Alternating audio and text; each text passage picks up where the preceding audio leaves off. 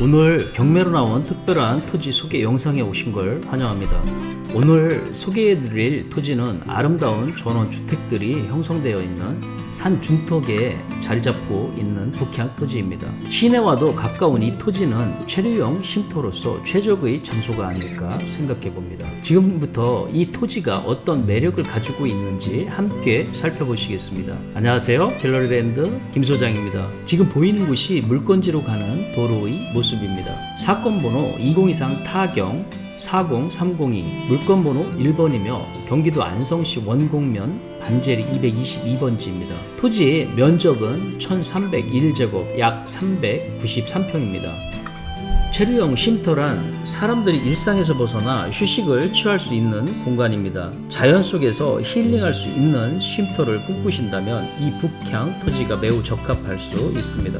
특히 여름철에는 강한 햇빛을 피할 수 있고 사계절 내내 시원하고 평온한 분위기를 제공할 수 있죠. 나무가 많아 산책로로 조성하거나 작은 정원을 만들어 자연을 그대로 느낄 수 있는 공간으로도 활용할 수 있습니다. 하지만 이곳엔 단점도 공존하고 있습니다. 지금 보이는 것과 같이 토지 소유자가 위토지 통행을 할 수 없도록 도로를 막아놓은 것을 보실 수 있습니다. 단점이라고 생각할 수도 있겠지만 이것은 풀 수 있는 숙제라고도 볼 수 있겠네요. 차도 토지주가 협상에 응하지 않거나 통행 방해가 계속될 경우 법적인 대응이 필요할 수 있습니다. 이를 위해서는 주위토지 통행권에 관한 민법 규정을 적용해 소송을 제기할 수 있습니다. 물론 원만한 협상이 이루어진다면 더할 나위 없이 좋겠습니다만 만약 그렇지 않다면 소송으로 해결할 수밖에 없습니다. 대법원 판례 중 2000년 9월 8일 선고 99-20-123 판결 판례에 의하면 주위토지 통행권의 행사 범위와 보상에 대한 다루고 있습니다. 법원은 공로와의 연결이 필요한 경우 최소한의 범위 내에서 통행권이 인정된다는 입장을 명확히 하고 있는데요. 또한 통행로 설정으로 인해 주위 토지 소유자가 입은 손해는 그에 대한 보상이 이루어져야 한다고 판시가 되어 있어요. 다만 분할로 인하여 공로에 통하지 못하는 토지가 있을 때 또는 토지 소유자가 그 토지 일부를 양도한 경우에는 그 토지 소유자는 공로에 출입하기 위해 다른 분할자의 토지를 통해할 수 있다.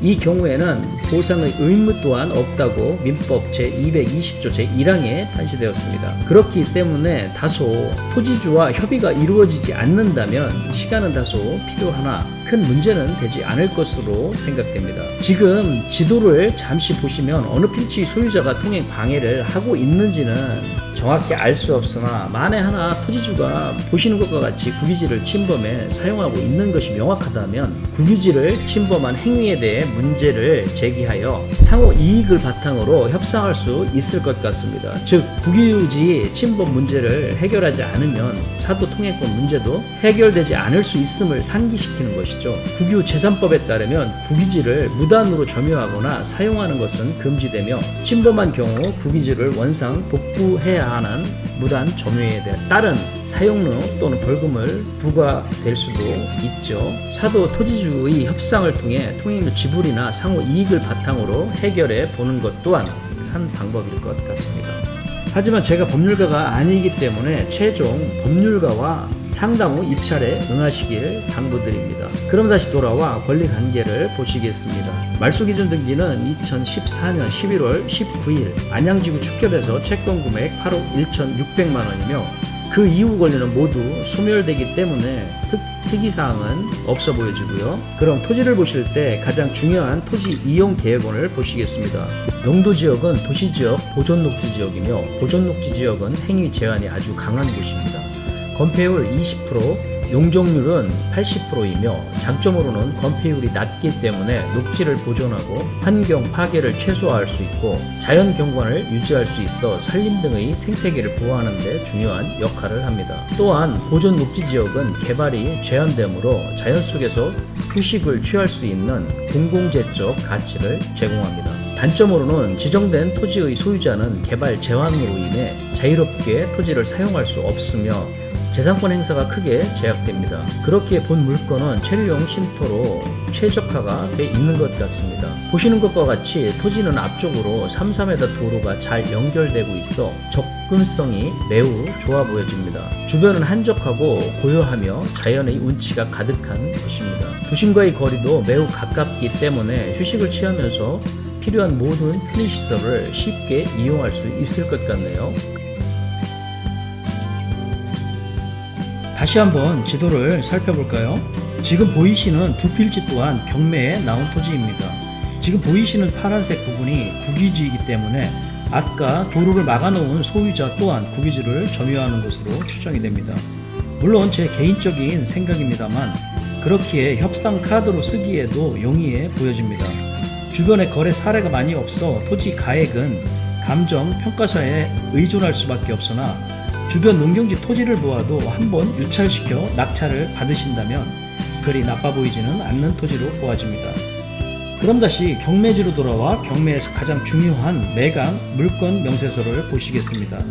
보시는 것과 같이 특이사항은 존재하지 않는 것으로 판단되며 감정가는 1억 4,322만 원이고 최저가 또한 신권인 100% 1억 4,322만 원입니다. 보증금은 10%인 1,432만 2천 원이며 매각기일은 2024년 10월 7일 월요일 10시입니다.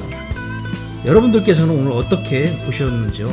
이처럼 북향 토지는 주택 용도로는 부족할 수 있지만 그늘을 활용해 시원하고 평온한 쉼터를 조성하는 데에는 최적의 조건을 갖추고 있습니다.